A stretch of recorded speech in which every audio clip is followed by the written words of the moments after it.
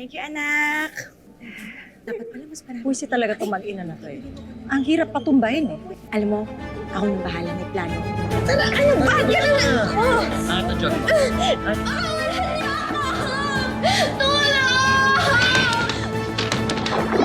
Lagi po ako napupuli nun po sa school. Umabot po sa point na nagkaroon po ako ng anxiety at depression po dahil po sa mga nararanasan ko po.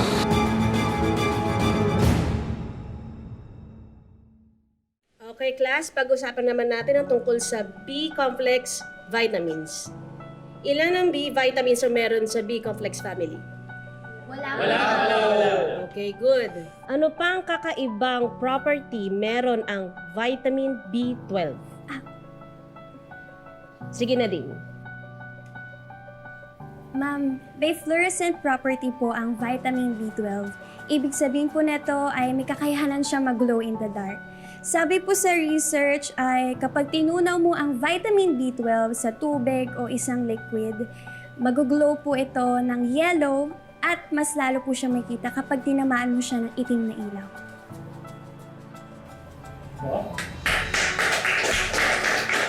Very good na din.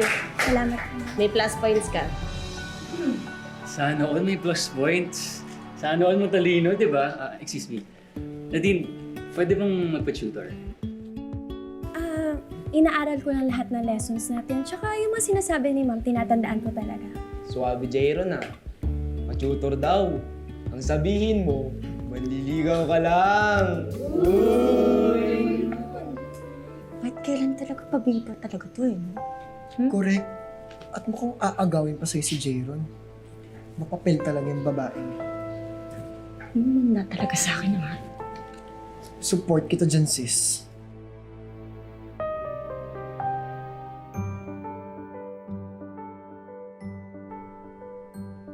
Buti, nabuta ko tong tinola sa gata mo, Rachel. Lagi kasing gubos eh.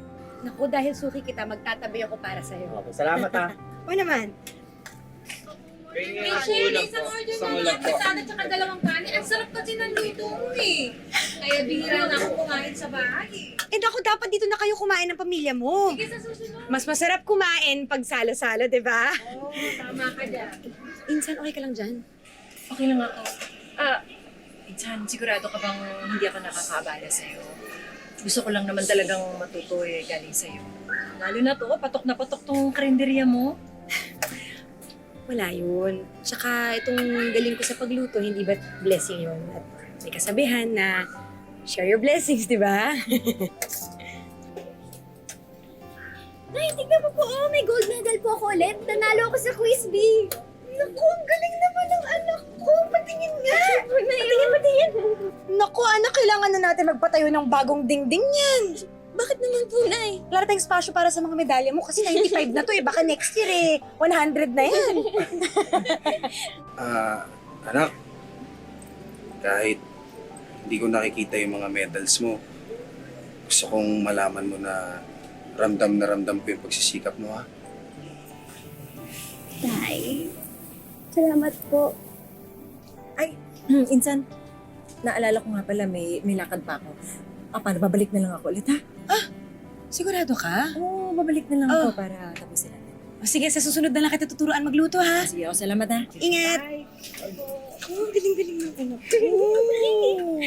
Tingin ulit.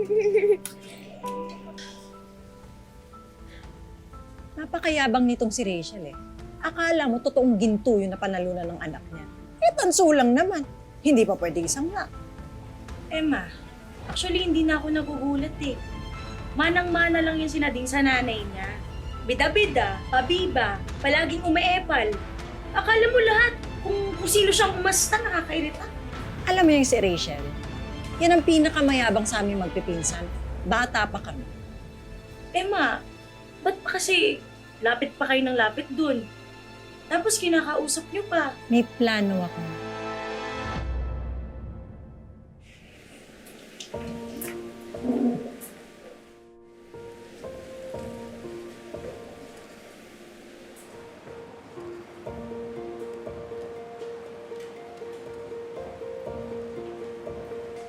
Para sa'yo. Naniligaw ka ba? Alam mo. Ano sana eh.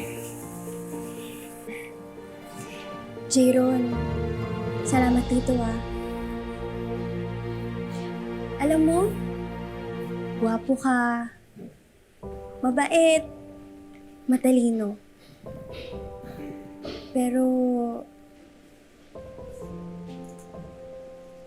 gusto ko muna kasing makapagtapos ng pag-aaral bago pumasok sa pakikipagrelasyon. Sana maintindihan mo. Nadine, teka lang. Pwede mo naman pagsabayin, di ba? Ang gagawa naman ng iba. Jayron, sa ngayon kasi pamilya kong prioridad ko. Gusto ko makatapos para may paggamot ko ang mga mata ni Papa. Jayron, sorry ulit ha.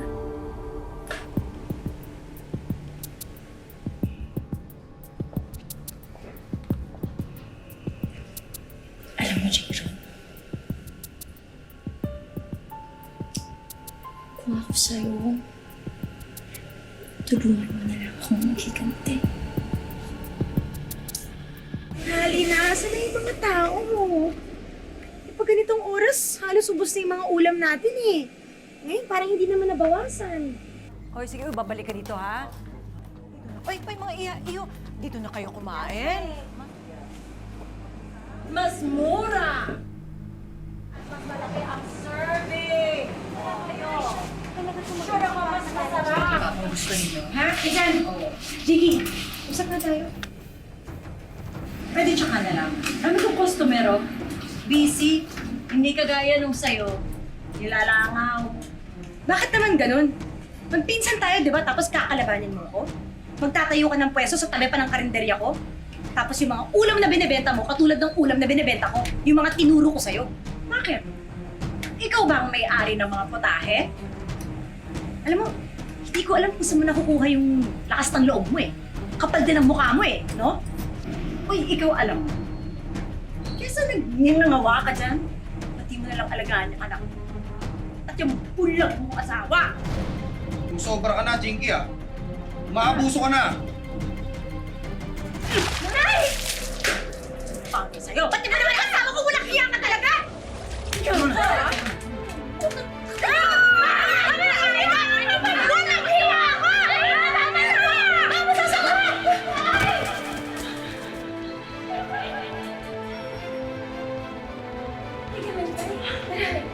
Ano? Sama po na ugali nyo? Umalis kayo dito! Bumalik kayo doon! Sino itong mga to ah? Eman!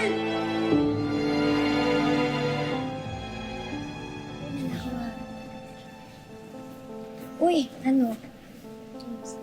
Una na ako ah. Nadine, pwede bang sumama ka sa akin? Tegas. Tayo. Teka nga lang, anong gusto niyo? Maka mo na. Tegas. Sandali. Jayron, kasama ka dito?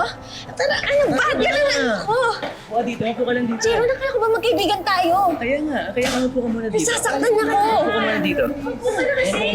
Para hindi ka masaktan, di ba? Upo ka muna dyan. Ano itong joke mo? Ano itong... Jayron! Parang nakataling sitaw. Bagay ka dyan. Ay, ano ba? Ikaw may pasimulo na ito eh! Pakawalan niyo ako dito! Isa! Pakawalan niyo ako! Tulong!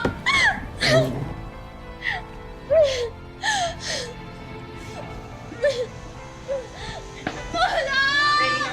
Pakawalan niyo ako dito! Tulong!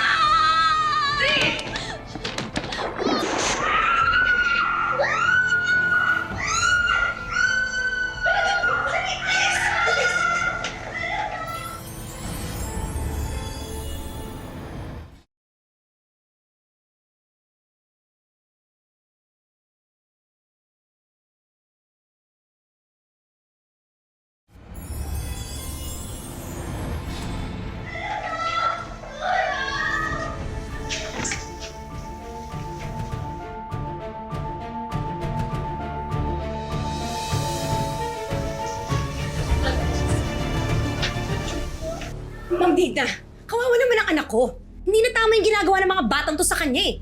Maawa naman po kayo kay Nadine. Nako, teka naman kung makapagparatang ka. Pwede ba? Kumalma muna tayo. Lahat ay mapag-uusapan ng maayos at matiwasay. Ma'am Digna, si Ivy at Troy po yung may gawa nun. Sila po naglak at nagtapon na itong pintura sa akin. May ebidensya ka ba? Ako talaga? Ma'am, hindi po ako nagsisinungaling. Kayong dalawa, nandun din kayo, di ba? Totoo ba itong sinasabi ni Nadine? Miss Digna, sa totoo po, narinig lang namin na sumisigaw na siya at pagpasok namin, natapunan siya ng pintura. Di ba bawal doon sa kwartong yon? Naghahanap ka lang ng masisisi mo, Nadine. Troy, huwag mong iniiba ang kwento ah. Kasama mo pa nga yan si Ivy. Pinagtutulungan po nila ako, ma'am.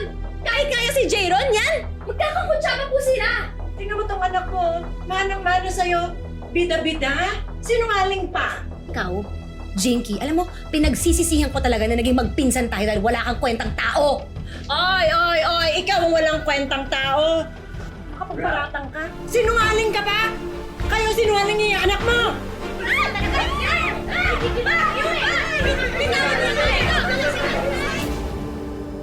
Noon pa man sinabi ko na sa iyo yan, Rachel. Eh, hindi ko pinagkakatiwalaan yung Jinky na yan. Sila na nga yung tinulungan mo, ikaw pa yung tinaydor nila. Diyos na lang talagang bahala sa kanila. Pero ang kinatatakutan ko ngayon ay anong gagawin natin ngayon? Ilang araw na nawalang kita yung karinderya natin. Saan na tayo pupulutin? Kung tuluyan na tayong malugi.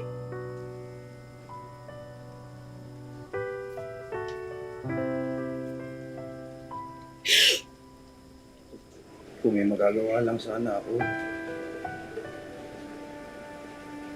Ako naman kasi yung padre de pamilya dito, di ba?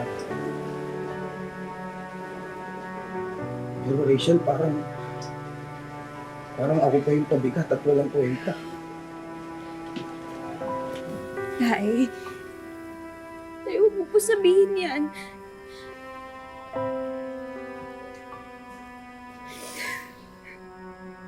Gagawa po tayo ng paraan.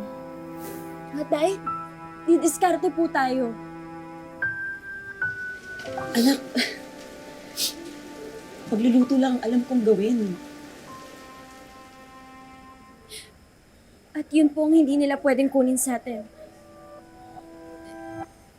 Di ba po, Nay, meron kang recipe ng embutido? Yung tinuro po sa inyo ni Lola? Rachel, isang putida at isang kanin pa. Rachel! Sa akin din, isang embutido pa. Ito na hindi pabigay na. Kanina yung isa pang order na embutido at kanin. Ah, okay. Nadine, ito saan? Thank you, anak. Dapat pala mas parang... Pusi talaga itong mag-ina na to eh. Ang hirap patumbahin eh. Kaya nga, May. Ito si Nadine, no? Umayabang na naman. Kakairita. Ma, what if gayahin mo yung embutido nila para kalabanin natin sila? Yun ang problema eh. Hindi ko alam kung paano. Ang hirap gayahin ng lasa at yung timpla ng embutido ni Rachel. Papayag pa tayo na maungusan tayo niyan? Alam mo, ako nang bahala, may plano ako. Manda sa akin yung Nadine. Pwede pa, bili ng 3 order. Ah, sige! Talaga? O sige. Oh, to. Pwede mamaya na ba? Oo, sige. Mamaya ako na kayo singilin ha. Huwag niyo kakalimutan. Yan. Nadine. Salamat. Di ba, school to? Bakit may tindera dito? Ha? Wala sa school rules and regulation ang bawal magtinda. Kaya wala akong nilalabag na batas. Sabi ko nga eskwelahan to eh. Bawal nga yung mga tindera kagaya mo! O edi sige, sabihin nating bawal. Oh, edi aalis ako. Pero baka nakakalimutan mong tindera din ang nanay mo. At pagmamay-ari ng school ang lugar kung saan ang pwesto niya. So ibig sabihin nun, bawal din siya. Dahil school property yun. Ano mo pinausahin? Ano ba ginagawa mo? Ano mo? Hindi na ka pa effort na effort kaya!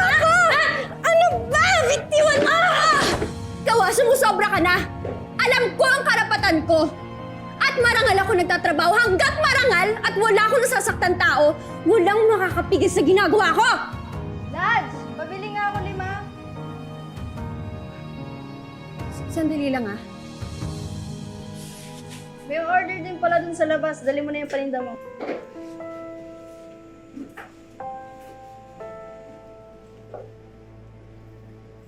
Di pa tayo tapos, ha? Bumalik ka dito! Sige!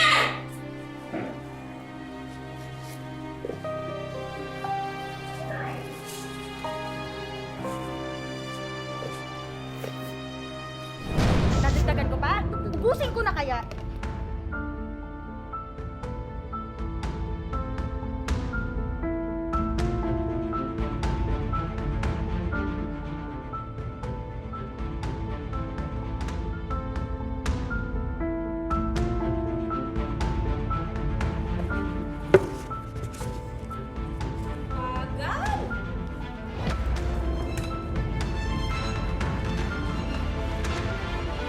Get one whole sheet of pad paper. May surprise quiz ako. Surprise quiz! Ma'am naman. Kumuha na. Essay type. Bakit kailangan lutasin ang problema sa malnutrisyon o ang kakulangan ng nutrisyon sa ating bansa?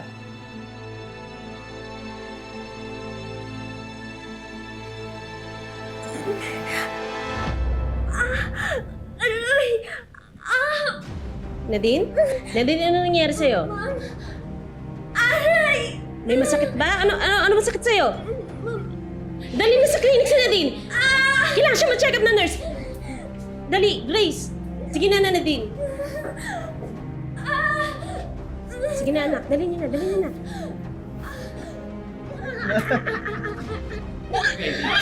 Sumusobra ka na eh. Ano ka ba?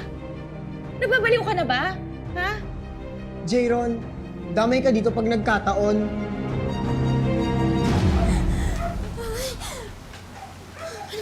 Bakit? Ano nangyari?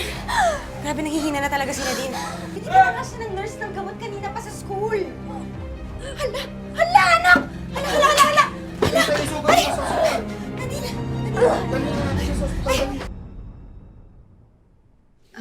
Doc, kamusta naman po yung anak ko?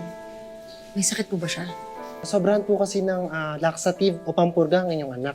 Pampapurga po? Bakit naman uiinom ng ganun yung anak ko? Anak, may nililihim ka ba sa amin? Bakit ka umiinom ng pampapurga? May nararamdaman ka ba?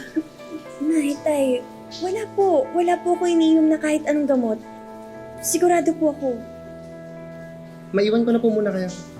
Salamat po.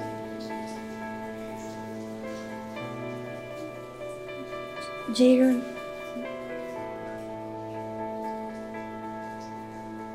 Nadine, gusto ko lang sana mag-sorry. Nung una, pumayag ako na ibuli ka dahil nasaktan ako nung binasted mo ako. Pero kasi ibang usapan na to. Si Ivy at Troy, sila yung naglagay ng pampurga sa tubig mo. Ano? Sobrang talaga yan sila, ah. Mga hayop na yan. Ayaw ka talaga nilang tigilan eh.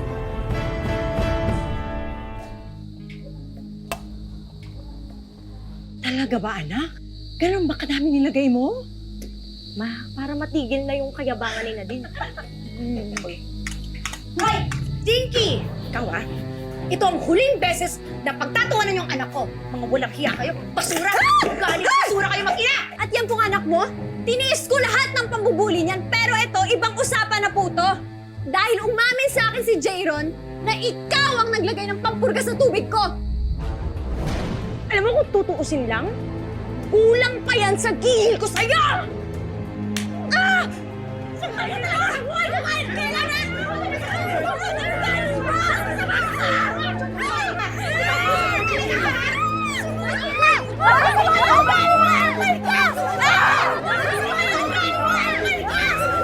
Nang dahil sa ginawa mo, Ivy, pati na rin ikaw, Troy, maaari kayong matanggal dito sa eskwelahan na ito. Parang ako na po. Nagsisisi na po ako sa lahat ng ginawa ko.